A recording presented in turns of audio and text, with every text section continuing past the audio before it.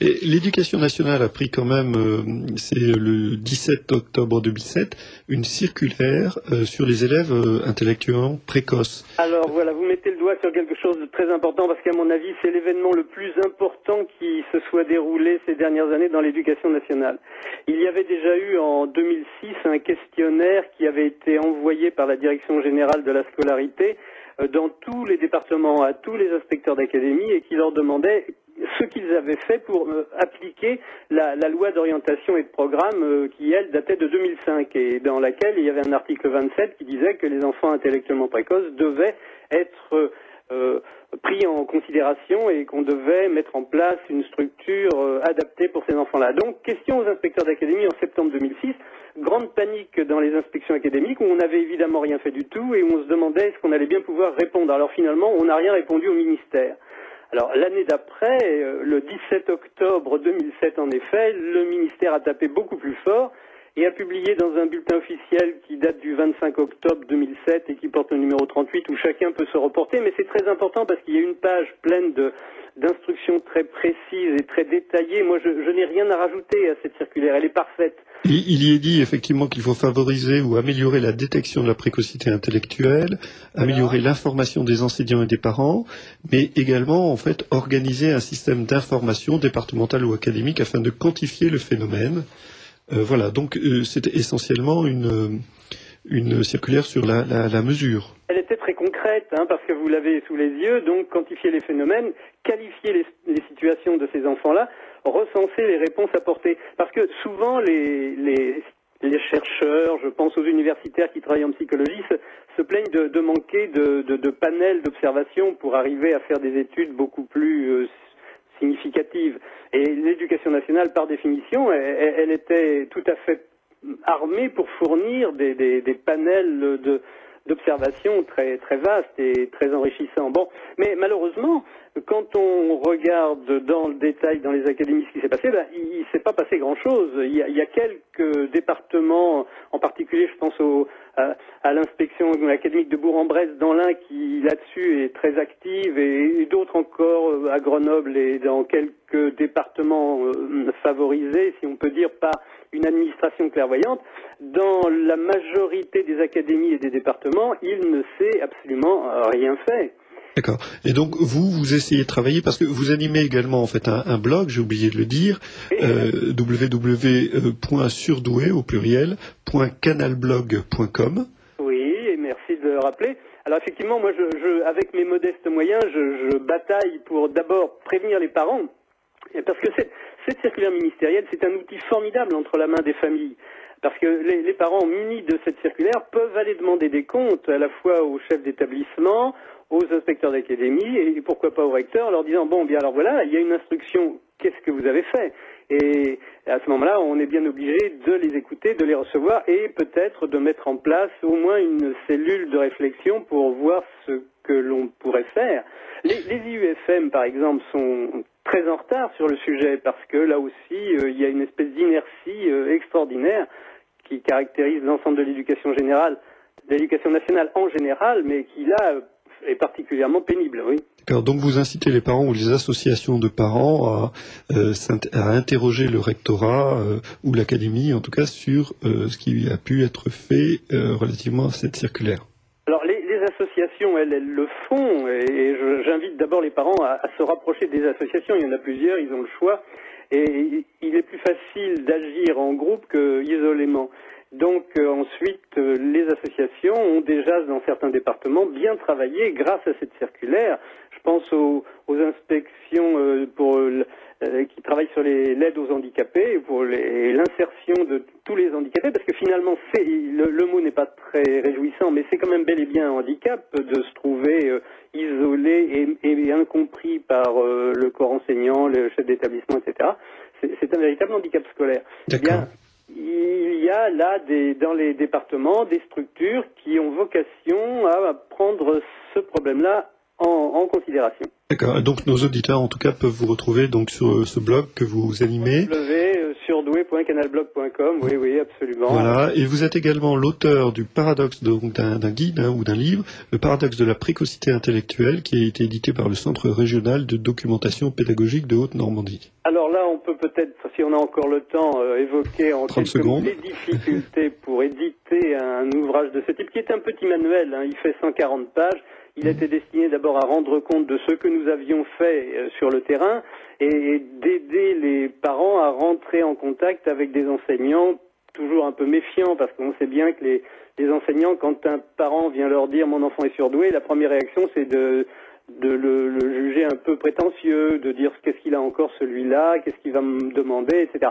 Bon, le petit manuel était un moyen de rentrer en contact. Malheureusement, les 2 premières éditions ont été épuisées et le Centre national de documentation pédagogique, lui aussi souffrant sans doute d'une espèce d'allergie à la notion de précocité, a refusé une seconde réédition.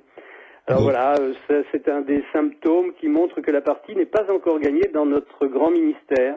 Bon, vous cherchez un éditeur, on en a un, mais de manuel scolaire, là, qui vient nous rejoindre justement, Jean Nemo, et qui va nous... bonjour à lui aussi, voilà. Son travail, et donc je l'encourage à continuer. Voilà, merci Monsieur Jachet, et puis continuez vous-même justement, en fait, ce travail, ce combat en faveur des enfants surdoués. Merci, bon courage à vous, au revoir. Merci, au revoir.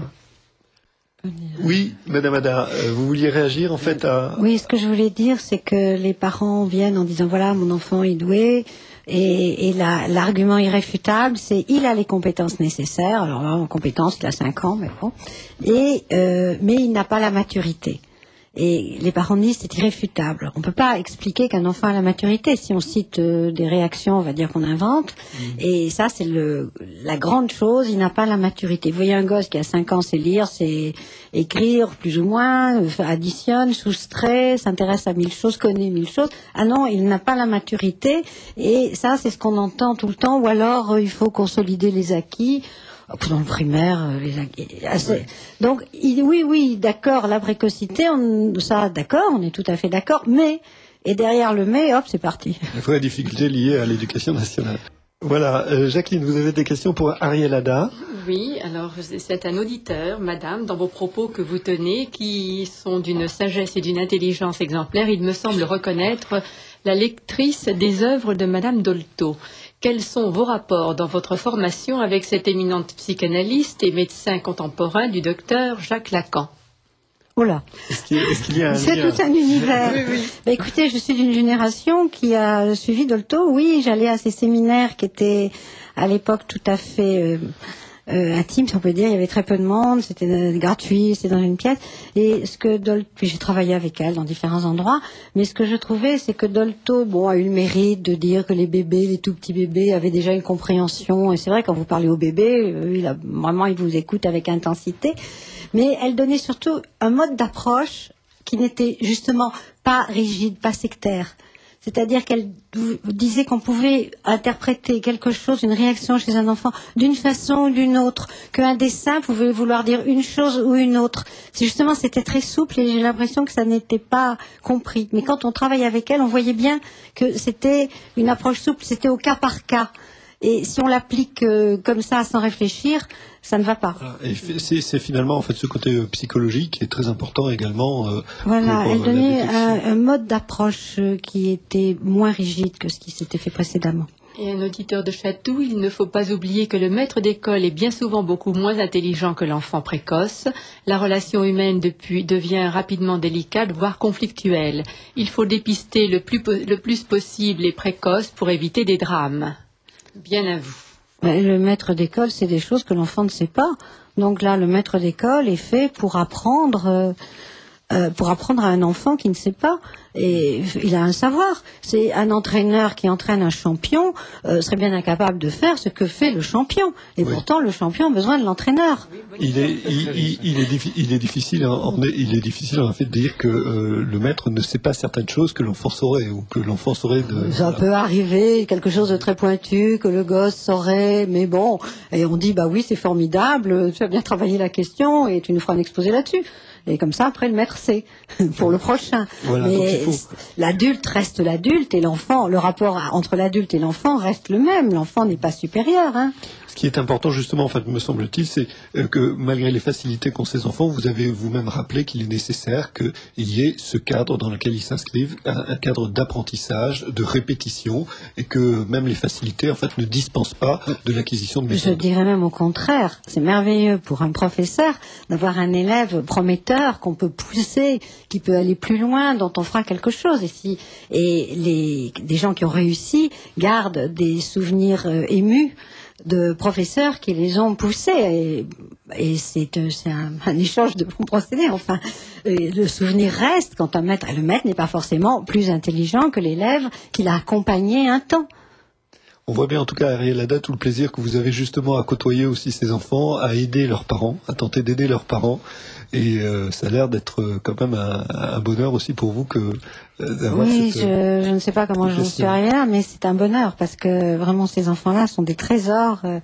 Et voilà, ils sont plus intelligents que moi, mais ça ne me gêne pas du tout, au contraire. Je suis enchantée d'avoir un gosse comme ça en face de moi. Bon, mais en tout cas, voilà, merci Ariel Haddad, en tout cas, pour cette intelligence, cette humanité, en fait, que vous avez dans la relation avec les enfants. Je crois que vous avez des contraintes, mais peut-être une question aussi, une question, en fait, à notre autre invité, Jean Nemo. Vous avez entendu, en fait, Ariel parler des enfants surdoués. Qu'est-ce que vous avez retenu un peu de cette... Qu'est-ce que vous moi, dire ce que j'ai constaté, évidemment, en tant qu'éditeur, la librairie des écoles n'a pas pour vocation de faire des livres spécifiquement pour les élèves surdoués, mais au contraire pour la réussite du plus grand nombre. Mais certaines règles qui ont été énoncées du comportement des élèves surdoués pourraient et devraient être appliquées à tous les élèves, en fait, selon moi. Et la première d'entre elles, c'est le désespoir des enfants surdoués face à des programmes qui sont inintéressants.